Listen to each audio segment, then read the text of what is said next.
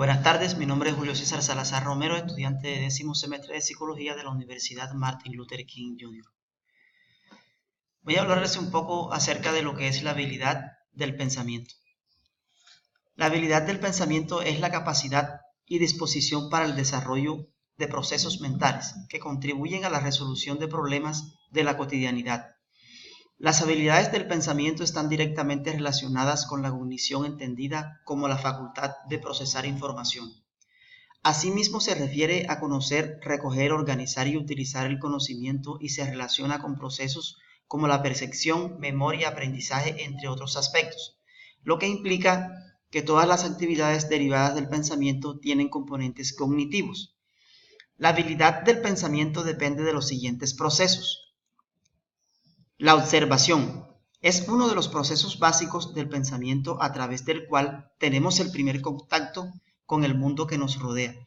La observación la usamos de manera cotidiana en las actividades que desarrollamos día a día, desde las acciones más pequeñas hasta las más remotas que podemos realizar. La observación, según Sánchez, es el proceso mental de fijar la atención en una persona u objeto, evento o situación a fin de identificar sus características. La observación tiene dos momentos, un momento concreto y un momento abstracto. Seguimos con el proceso de comparación. Este es una extensión de la observación para determinar semejanzas y diferencias en base a variables seleccionadas. Una variable es un tipo de característica del objeto de observación. Las variables pueden tomar diferentes valores. A su vez, estos valores pueden ser cualitativos o cuantitativos. Para realizar la comparación se desarrolla el siguiente proceso cognitivo: recepción de la información e identificación de las características individuales, contratación de características o de dos o más objetos de estudios. Otro de los procesos que se lleva a cabo es el desarrollo de la habilidad del pensamiento. Es el proceso de relación, el cual consiste en establecer nexos entre dos características de un objeto o situación referidas a una misma variable.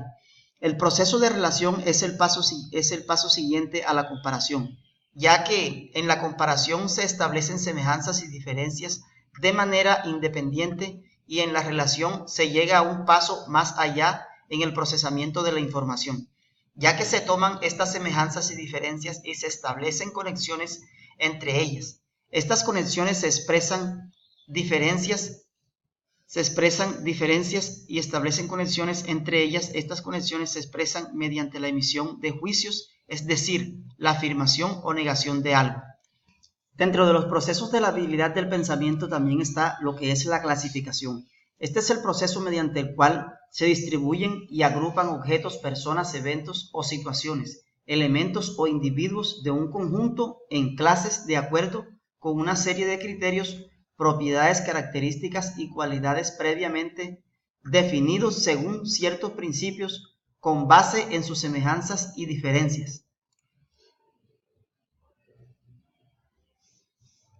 Y por último,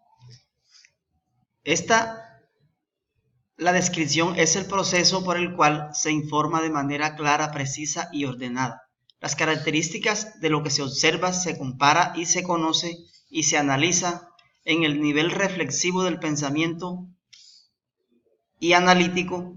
También se describen las relaciones, las causas y sus efectos, los cambios que se presentan en estos objetos o situaciones.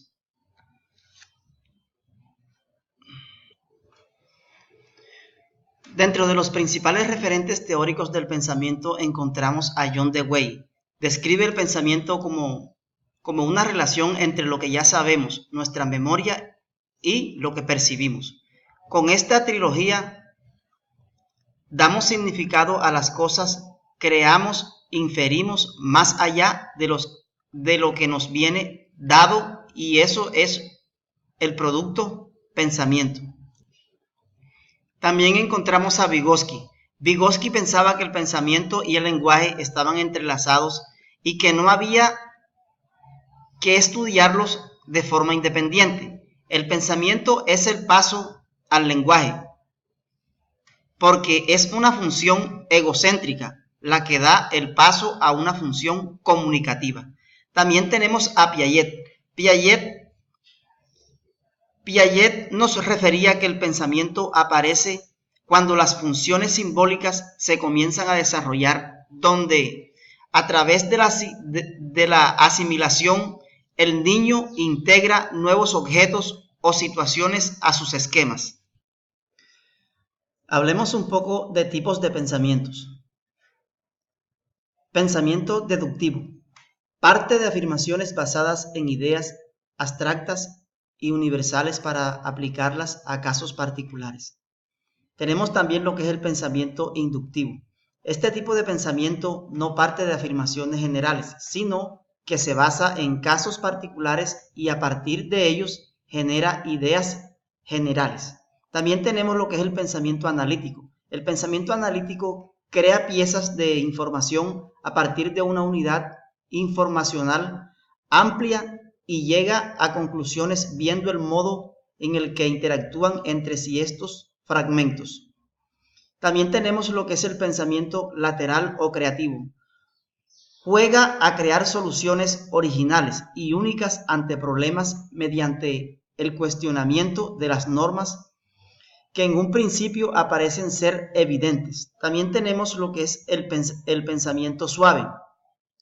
Este tipo de pensamiento se caracteriza por utilizar conceptos con unos límites muy difusos y poco claros, a menudo metafóricos, y la tendencia a no evitar las contradicciones actualmente es muy característico de corrientes de pensamientos vinculadas a la filosofía posmoderna o al psicoanálisis.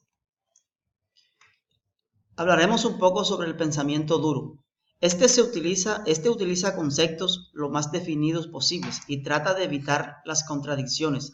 Requiere una buena cantidad de habilidades cognitivas trabajando a la vez para alcanzar un fin. También tenemos lo que es el pensamiento divergente. Se establece una división entre dos o más aspectos de una idea o se explora las posibilidades de mantener esta participación. Tenemos también lo que es el pensamiento convergente. En este tipo de pensamiento se da un proceso por el cual nos damos cuenta de que hay diferentes hechos o cualidades que encajan entre sí a pesar de que en un principio parecía que no tenían nada en común. Este es un tipo de pensamiento utilizado a la hora de detectar patrones comunes y regularidades y puede llevar a extraer un concepto general que explique partes específicas de lo que es la realidad.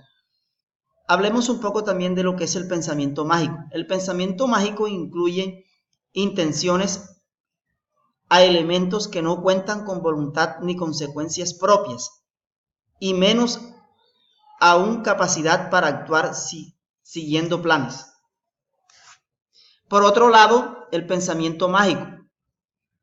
El pensamiento mágico no es propio solo de la etapa de la infancia, también aparece en adultos pertenecientes a sociedades y culturas poco familiarizadas con la escritura y con la ciencia. El motivo es que no han desarrollado un sistema para someter hipótesis a un examen de validez y por consiguiente se puede sostener explicaciones míticas sobre la realidad que nos rodea. Seguimos con las diferencias entre pensamiento convergente o vertical y pensamiento divergente o lateral. Partiendo que el pensamiento convergente se produce en el hemisferio izquierdo y el divergente en el hemisferio derecho. Primero, el pensamiento convergente se mueve solamente si tiene una dirección en la que moverse. El pensamiento divergente se mueve para crear una dirección en la que moverse. Segundo, el pensamiento convergente sabe en todo momento lo que está buscando. El pensamiento divergente empieza a buscar algo, pero no sabe exactamente qué busca hasta que lo encuentra. Tercero, el pensamiento convergente es analítico. El pensamiento divergente es provocativo. Cuarto, el pensamiento convergente basa su búsqueda en la consecuencia de ideas. El pensamiento divergente puede y debe efectuar saltos en su búsqueda. Quinto, el pensamiento convergente usa la negación para descartar otras posibilidades. El pensamiento divergente no rechaza ningún camino y se estudian todas las posibilidades por absurdas que sean. Sexto, el pensamiento convergente excluye lo que aparece que no tiene que ver con el tema principal de la búsqueda. El pensamiento divergente investiga hasta lo que totalmente es ajeno al tema de la búsqueda. Séptimo, el pensamiento convergente se jerarquiza siguiendo unas categorías clasificaciones y etiquetas que no son fijas.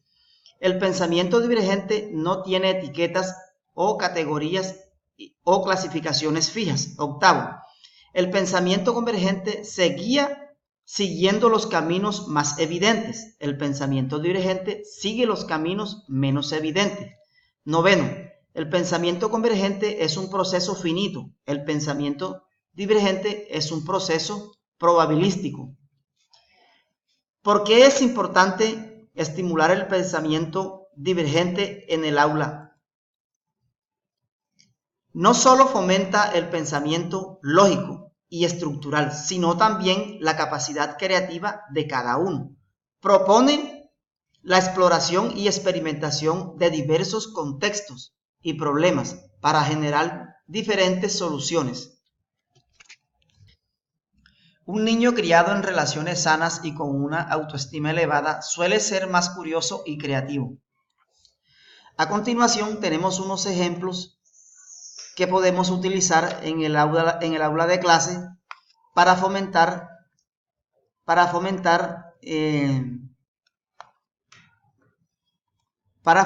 el pensamiento divergente. Ejemplo número 1. Somos inventores. El juego consiste simplemente en inventar